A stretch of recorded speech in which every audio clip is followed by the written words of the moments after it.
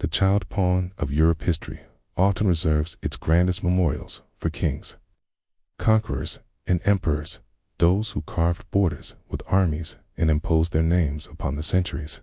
Yet, sometimes, the most haunting stories belong not to those who wielded the sword, but to those who endured it. Margaret of Austria's life is a tale not of conquest, but of survival. A woman born into a world that saw her not as a person, but as a piece on a political chessboard. She would suffer betrayals that would have crushed lesser spirits and still rise to command one of Europe's wealthiest realms. But before the wisdom and resilience that defined her later years, there was a childhood shaped by power, calculation, and the loss of innocence. The Europe of Margaret's birth in 1480 was a land perpetually in motion, its map redrawn not only by wars, but by marriages. Its dynastic politics governed everything.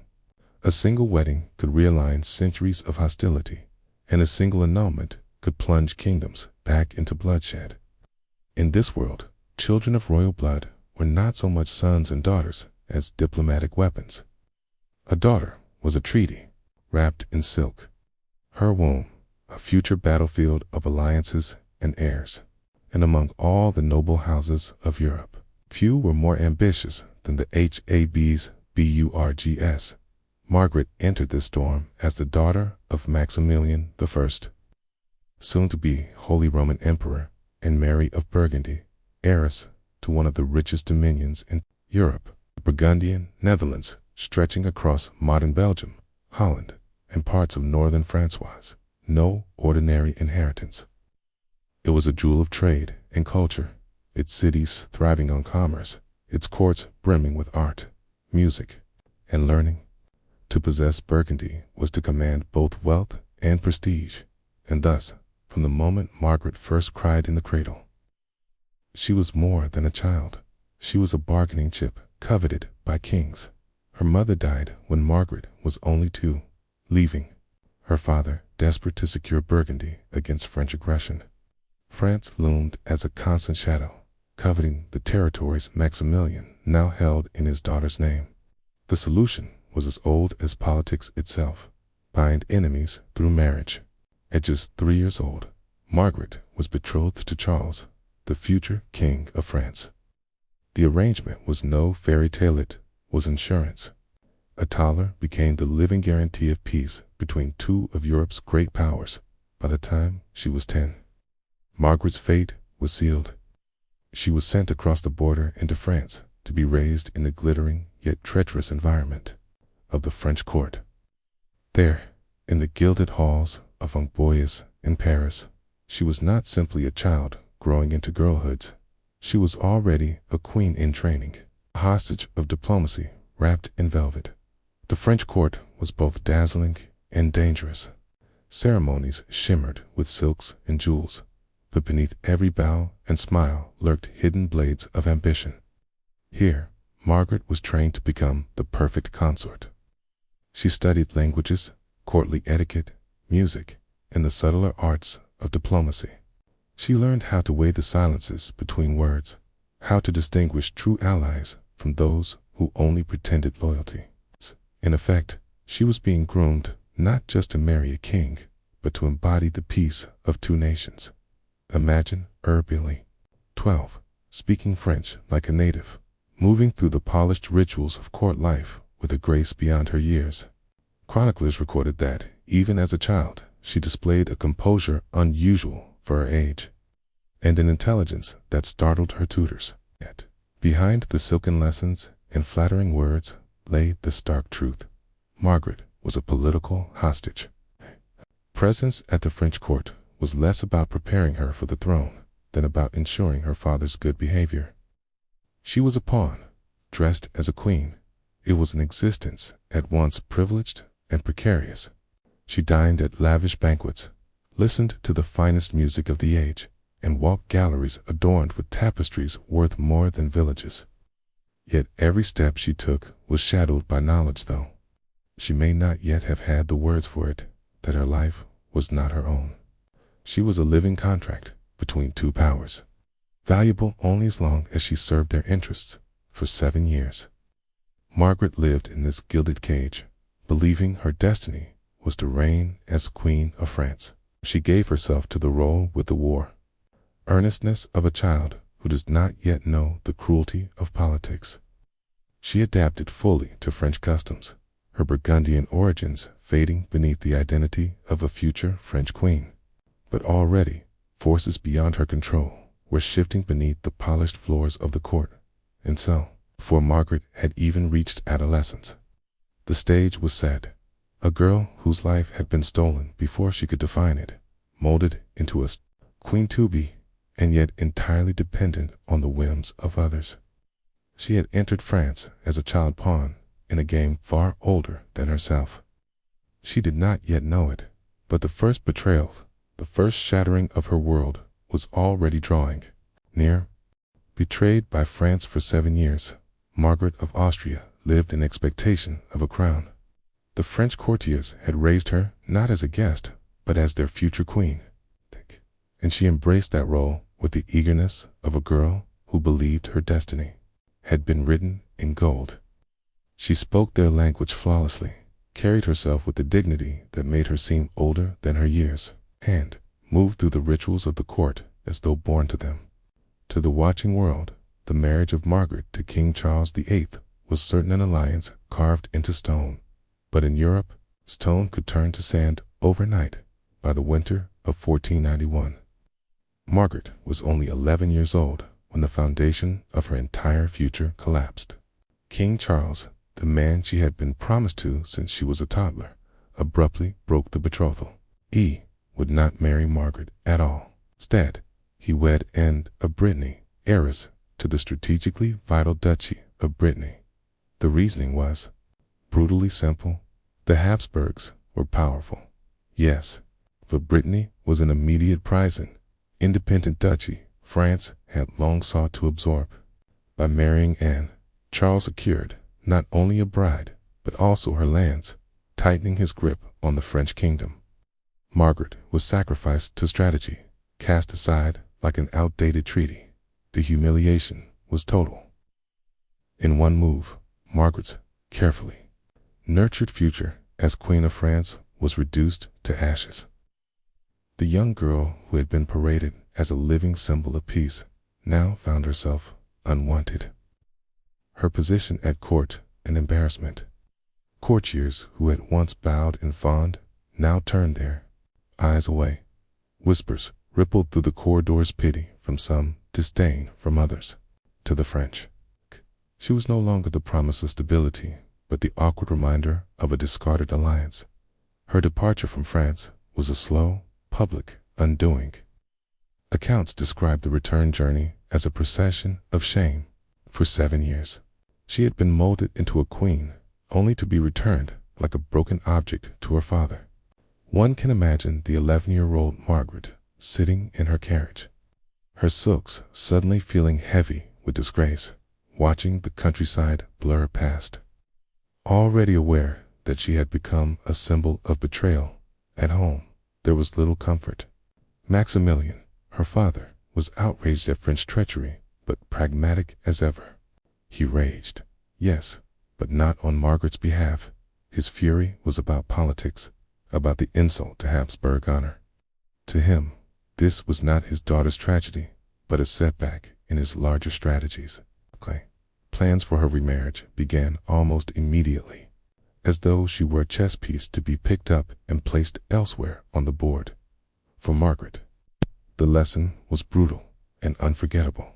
She had believed in the promises of adults, in the permanence of royal engagements, and in the dream of a crown. Now she saw the truth in the eyes of kings and emperors. A woman's worth could vanish in an instant, erased by the lure of richer lands or greater power. Loyalty was a mask. Love and honor were illusions. This betrayal scarred her, but it also began to forge something harder within her. Even at 11, Margaret absorbed what so many noble daughters were forced to learn, that she was an object of calculation, not affection. That her life was not her own to shape. that her heart would always be the least important factor in her destiny. But she also learned something else, something the men around her did not realize they were teaching. She saw how power could shift with terrifying speed, how the promises of kings could mean nothing, and how survival required composure when one's world crumbled. It was the beginning of a cold wisdom that would, in time, become the foundation of her greatness. And yet, in the moment, she was still only a child who had spent half her life in a foreign court, who had believed she would wear a crown, and who was now discarded, rejected, before her womanhood had even begun. History records her return as a political event, key, but behind the chronicles was a young girl. Her first dreams already broken. The pawn had been pushed from the board, not with violence, but with indifference. But Margaret of Austria was not finished. She had been cast aside, yes, but she would not remain discarded forever. A Spanish dream cut short till France had humiliated her. Spain seemed to promise redemption. For Margaret, now a teenager. The prospect of marriage to Prince John of Spain in 1497 was not merely another arrangement.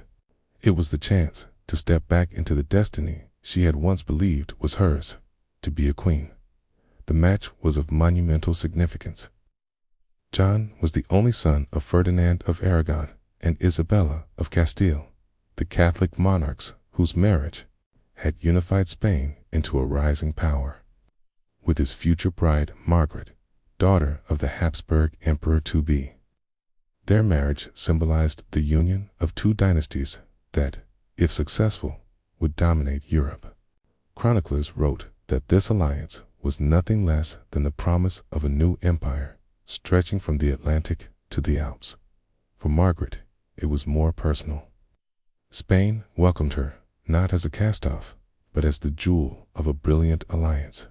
John was said to be gentle, handsome, and well-educated, an ideal match. At 17, Margaret was no longer the abandoned child returned from France in disgrace. She was a bride with the promise of becoming the queen of one of Europe's most ambitious kingdoms. And, for the first time, she was happy. Accounts from the Spanish court suggest their affection was genuine. Margaret, with her quick wit and ability to adapt to courtly customs, soon won favor among the Castilian nobility. She threw herself into learning Castilian, embracing Spanish rituals and traditions as if to anchor herself to this new hope. The girl who had once been raised as a French queen, waiting now, seemed to find her place as the future of Spain. But happiness for Margaret was always fragile, always temporary. Only 6 months after their marriage, John fell ill suddenly and fatally. Some said it was tuberculosis. Others whispered of a wasting fever common in Iberia at the time. Whatever the cause, the young prince's health declined rapidly. Within weeks, he was gone. Margaret was not just widowed. She was pregnant. For a few brief months, hope flickered the possibility that she might give birth to a child who could inherit John's legacy. But fate, so often cruel to her, struck again. The grief and strain overwhelmed her body, and she miscarried. In a single season, she lost both her husband and her child. Her place at the Spanish court, once secure, now dissolved into unease.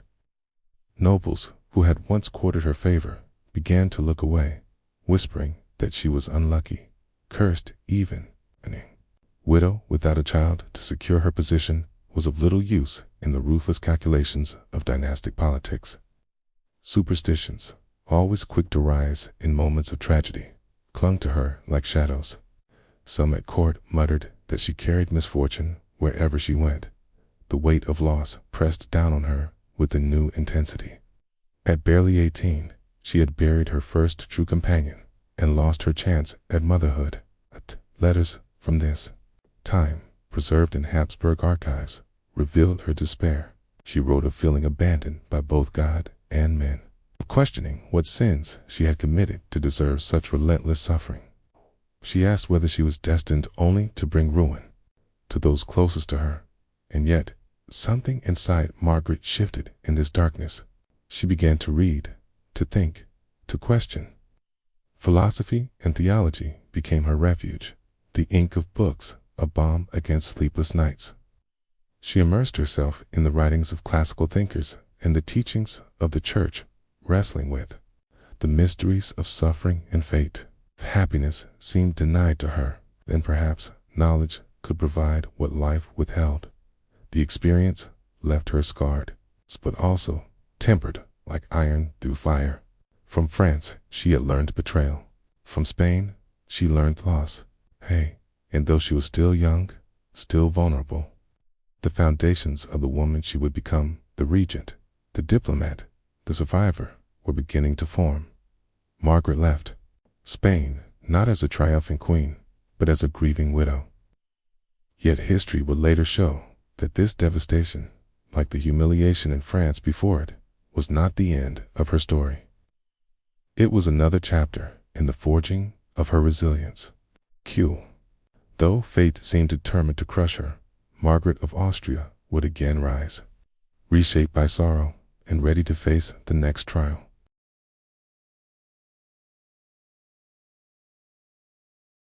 The unwanted bride of Savoy. Her return from Spain, Margaret was once again thrust into the endless machinery of dynastic politics. Her youth had already been consumed by laws cast aside in France, widowed in Spain, but in the eyes of her family, she remained valuable so long as her hand could be exchanged for power. Her father, Maximilian I, looked across Europe and found the next opportunity, the Duchy of Savoy. Nestled in the Alps, Savoy was a crossroads between Italy and France, a duchy whose loyalty could tip the balance in the power struggles of the region. By 1501, Margaret was 21, still young, still politically useful. A marriage to Philibert II, Duke of Savoy, promised her stability and Maximilian an ally. This marriage, unlike her first, was not forged in the fires of ambition alone. It seemed, for a fleeting moment, to hold the possibility of real contentment. Philibert was not a boy, nor a distant figure hidden by treaties and councils. He was handsome, cultivated, and most importantly kind. Contemporary accounts describe a genuine affection between them. Margaret, weary of being a pawn, found in Philibert something she had scarcely known: companionship. The court of Savoy was not as rich as France, nor as grand as Spain, but it was freer, smaller, more personal. Here, Margaret was not overshadowed by vast courts or overbearing monarchs. She could breathe. She was duchess now, not a hostage, not a pawn returned in disgrace. And perhaps, at last, happiness had found her. But happiness, in Margaret's life, was never allowed to linger. After only 3 years of marriage, tragedy struck once more. Philibert fell ill. Accounts differ on whether it was pneumonia or another sudden fever, and within days he was gone. He was only 24. Margaret, still barely past 20, was once again a widow. The grief was unbearable. Unlike her first marriage, where affection had been real but fleeting, this loss cut deeper. She withdrew into mourning, her spirit crushed by the relentless cycle of loss. At court, whispers rose again. Was she cursed? 3 times a bride, twice a widow, her womb empty, her future uncertain. Some saw her as a woman doomed to bring only sorrow.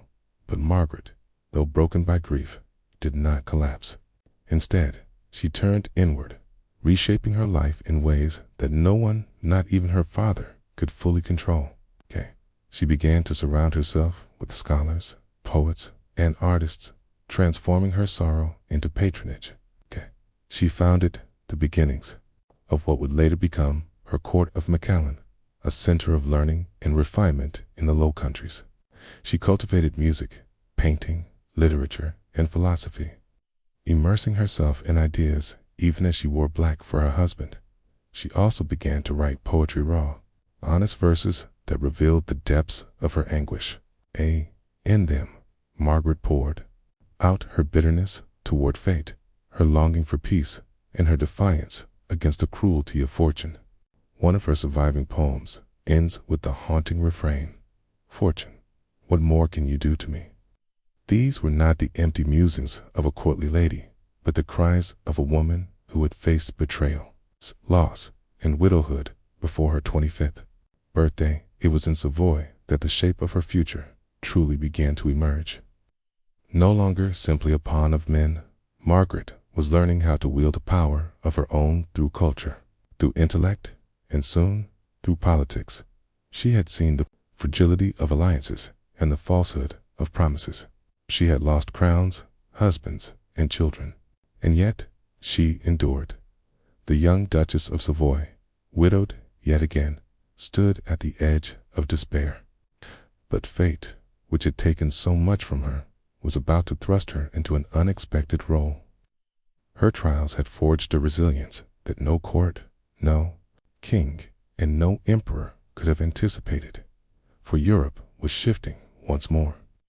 And in the years to come, Margaret of Austria would no longer be just a pawn. She would become a player. Regent of the Netherlands, the death of Philibert of Savoy might have marked the end of Margaret's usefulness in dynastic politics.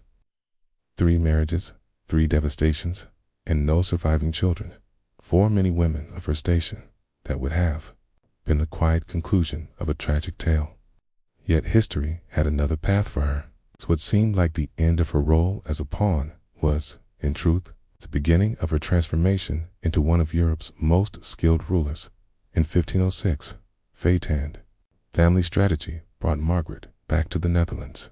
Her brother, Philip the Handsome, had just died suddenly in Spain, leaving his young widow, Queen Joanna of Castile, soon to be known to history as Juana la Loca, in political turmoil.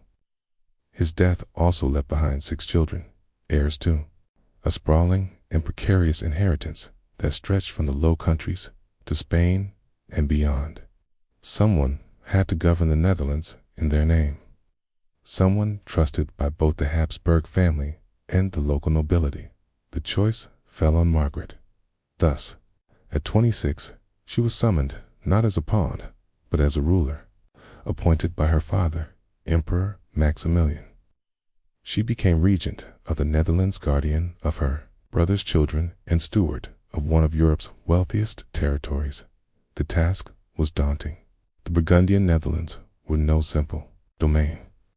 They were a patchwork of duchies, counties, and cities, each jealous of its privileges and fiercely resistant to centralized authority. Wealthy merchants in cities like Antwerp and Bruges cared more for trade and profit than imperial politics. The nobility guarded their autonomy, and the memory of past conflicts with both France and the Empire lingered. To govern such a land required patience, tact, and the ability to balance conflicting interests. Margaret proved herself equal to the challenge. From her court at Mechelen, she skillfully navigated the turbulent politics of the region. She convened councils, listened to grievances, and, above all, built trust.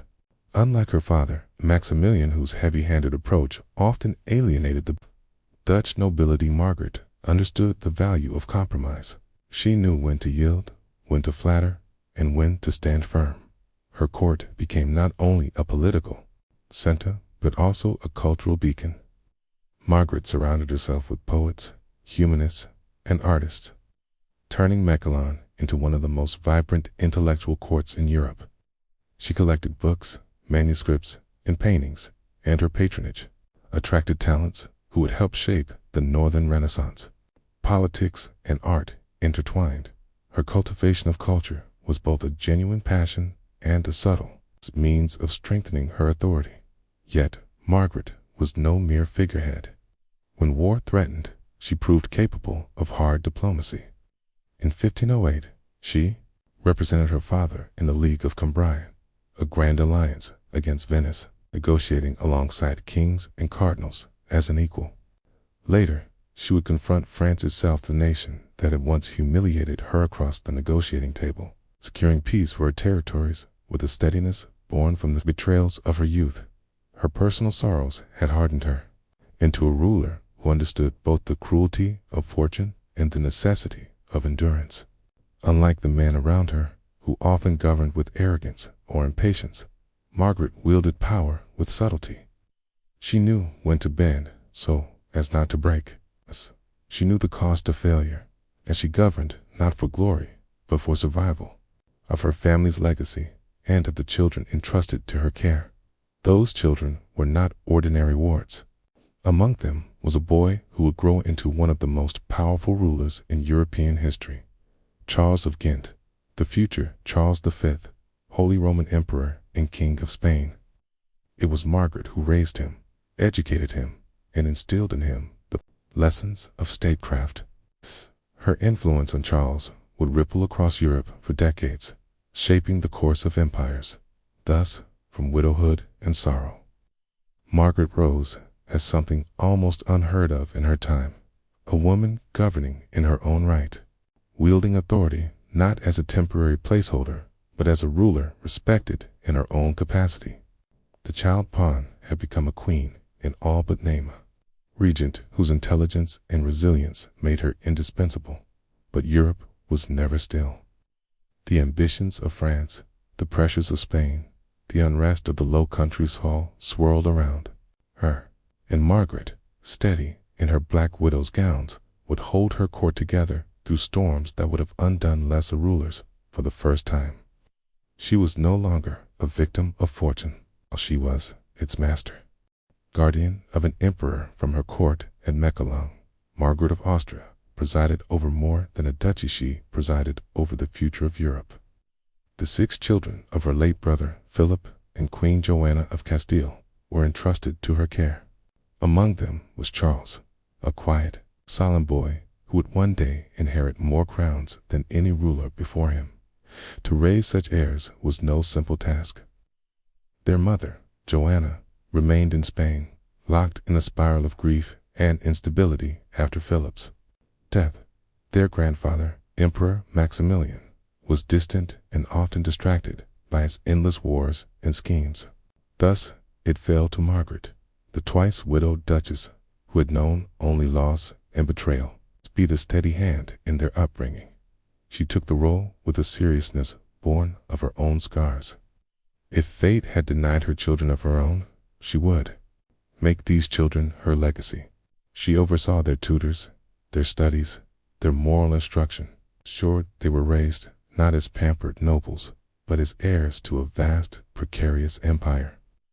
In Charles especially, she instilled restraint, patience, and an understanding of duty. The boy who would grow into Charles V, ruler of Spain, the Holy Roman Empire, and the Americas, carried in him the discipline of Margaret's hand. But raising children was only one part of her burden. The Netherlands was restless, its cities rich and independent, its nobility proud, its merchants wary of imperial taxes. France lurked at the borders, ever eager to weaken Habsburg influence. Spain, newly united under Ferdinand and Isabella, demanded its share of influence over the young heirs. Margaret had to balance them all. She proved her worth not in battle, but in negotiation. In 1508, she took her seat among kings and cardinals at the League of Cambrai, astonishing seasoned diplomats with her poise and intelligence. Later, she negotiated directly with Louis XII of France, the same kingdom that had once discarded her as a child's bride, and forced concessions that preserved the fragile peace of her territories. The irony was sharp. The girl, humiliated by France, now faced it as an equal, her pen and tongue as sharp as any sword. Even the French envoys, who remembered her return in disgrace years earlier, now spoke of her with respect. Even all, her rule was not without challenge. Nobles tested her, cities resisted her taxes, and rumors swirled constantly that a woman could not govern a land of such wealth and ambition. Yet Margaret endured, her black gowns and solemn presence becoming symbols of stability. She learned to play factions against each other, to give just enough to keep peace without surrendering control. Through it all, her personal sorrow remained visible. She never remarried, despite opportunities. Offers come alliances that might have suited her father or strengthened her position, but she refused them. Twice married, twice widowed, she reportedly said, never again. Her heart remained closed, but her mind was sharper than ever. By 1515, the boy she had raised, Charles of Ghent, reached 15 years of age and assumed direct rule of the Netherlands. Soon, he would depart for Spain to claim his inheritance there, leaving Margaret's first regency at an end. She might have retreated then, withdrawn into quiet widowhood, but Europe had not finished with her. Only a few years later, she would be called back, this time not merely as guardian, but as the indispensable regent of the Netherlands during Charles's reign as emperor. It was in this second regency that Margaret would reach the height of her power, negotiating treaties, quelling rebellions, and shaping the destiny of an empire stretched across 2 continents. The pawn was long gone. The discarded bride had become the architect of Europe's balance of power. The second regency in 1519, the destiny of Europe shifted. Charles of Ghent, solemn, disciplined boy Margaret had raised, was elected Holy Roman Emperor. Already King of Spain, ruler of Naples, Burgundy, and the Netherlands, he now inherited the crown his grandfather Maximilian had once worn. His dominions stretched from Iberia to Central Europe, and across the ocean to the New World. But Charles could not be everywhere. Spain demanded his presence. Germany consumed his attention. Italy seethed with rivalries. And so, once again, his Aunt Margaret was called upon to govern the Netherlands in his name. This second regency, beginning in 1519, would be the defining chapter of her life. For over a decade, Margaret ruled as the sovereign authority in the Low Countries. She received ambassadors, negotiated treaties, commanded armies by proxy, and oversaw the finances of one of Europe's wealthiest regions. Her court at Mechlin became not just a cultural center, but the very nerve center of Habsburg diplomacy. The diplomat in Black Margaret's most formidable strength was negotiation. In an age when rulers often gloried in war, she understood that survival for the Netherlands depended on peace and balance. Surrounded by France to the south and the restless German princes to the east, the Low Countries were vulnerable. Her crowning achievement came in 1529, the Treaty of Cambrai, later called the Paix des Dames, the Ladies' Peace. Alongside Louise of Savoy, the mother of King Francis I of France, Margaret negotiated directly to end a bitter war between France and the Habsburgs. 2 women, dressed in mourning black, sat across the table and achieved what men in armor could. Not the symbolism was unmistakable. Margaret, once discarded as a French bride, now bent France to a peace she herself dictated. It was a moment of vindication, proof that her scars had not broken her, but honed her into one of the sharpest minds of her age. Balancing the Netherlands, Margaret also proved adept at domestic governance. The Low Countries were rich, but fractious.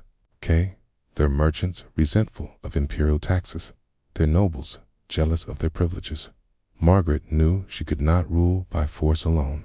Instead, she governed by persuasion, compromise, and a keen sense of timing. She convened councils, listened to grievances, and balanced competing interests with a precision that kept rebellion at bay. When unrest broke out, she acted decisively. When famine struck, she coordinated relief. When the treasury strained, she reformed finances with an eye toward long-term stability. The nobles might grumble, the cities might protest, but they trusted her steadiness more than the distant emperor, the woman beneath the crown, and yet, behind the image of the iron-willed regent was still the woman scarred by loss. Margaret never abandoned her mourning dress. The black gowns she wore daily became not only a symbol of her widowhood, but of her authority. They marked her as a woman set apart from frivolity, one whose power was forged in sorrow. In her private life, she sought solace in culture. Her court was filled with painters, musicians, and poets. She collected books, illuminated manuscripts, and works of humanist learning. Music especially delighted her. She kept lutes, viols, and harpsichords, surrounding herself with the sound of order and harmony. Perhaps as a counterpoint to the chaos of her life, her piety also deepened. She endowed churches, commissioned altarpieces, and sought consolation in prayer. Yet hers was not a cloistered devotion. It was the piety of a ruler who saw religion as a foundation of stability. When the first murmurs of Protestant reform began to reach the Netherlands, she recognized at once the threat they posed to unity. Though no fanatic, she stood firmly on the side of the old faith, convinced that her nephew's empire could not survive division. Legacy, forged in steel and sorrow. By the late 1520s, Margaret was no longer simply the aunt of an emperor.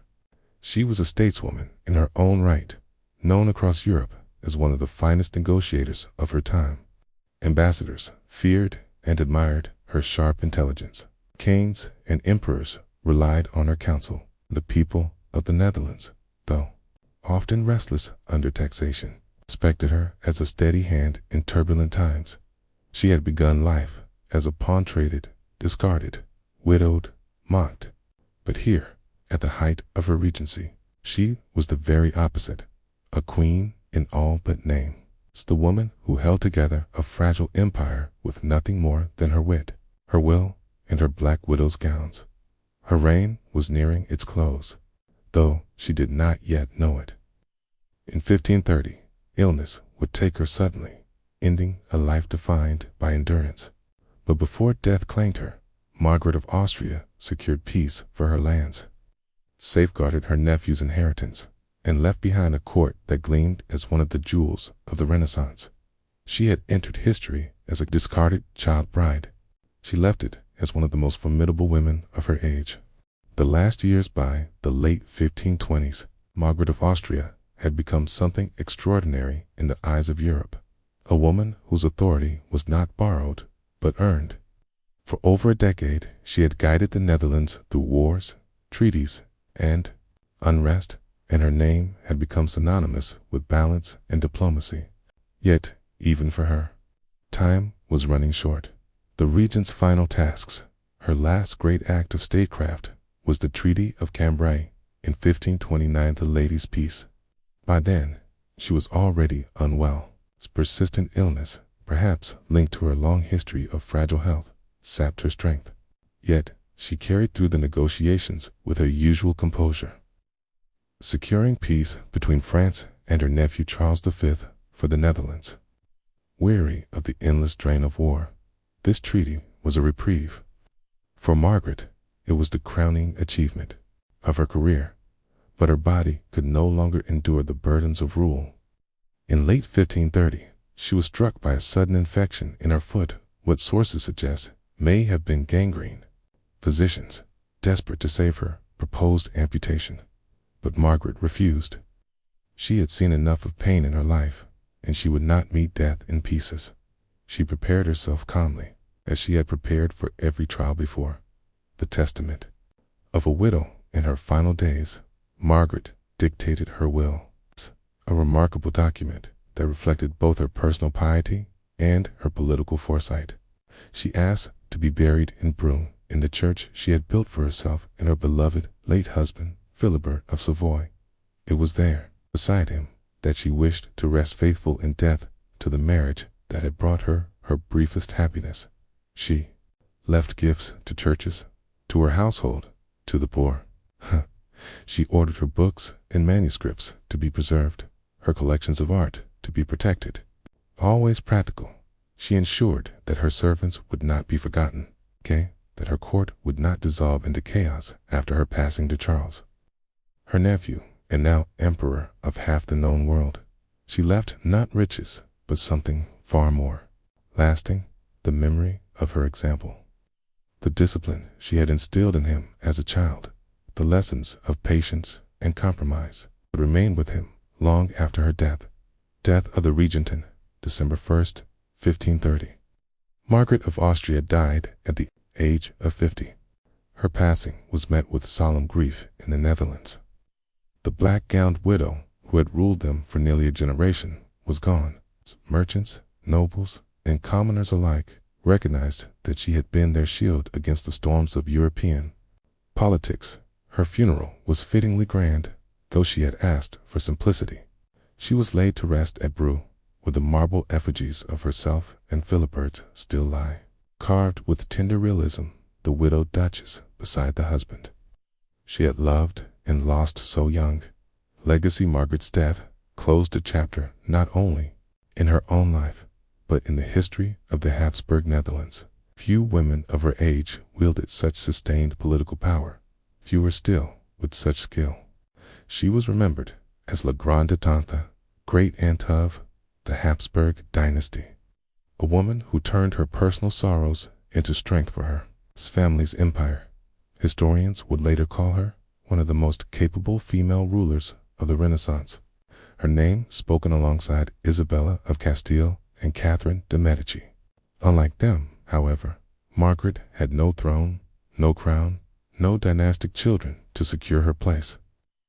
Her legacy was carved not in bloodlines, but in diplomacy, in survival, in the fragile peace she kept alive, from a child pawn discarded by France, to a twice-widowed duchess, to the regent of an empire. Margaret of Austria's life was a testament to endurance. She did not seek glory, yet it found her. She did not wear a crown, yet she ruled as surely as any king. And in the stillness of Brou, where marble effigies capture her likeness in eternal repose, one feels the truth of her story, that history sometimes crowns its queens, not with gold, but with memory. That concludes Margaret of Austria's full story, told as a dramatic biography.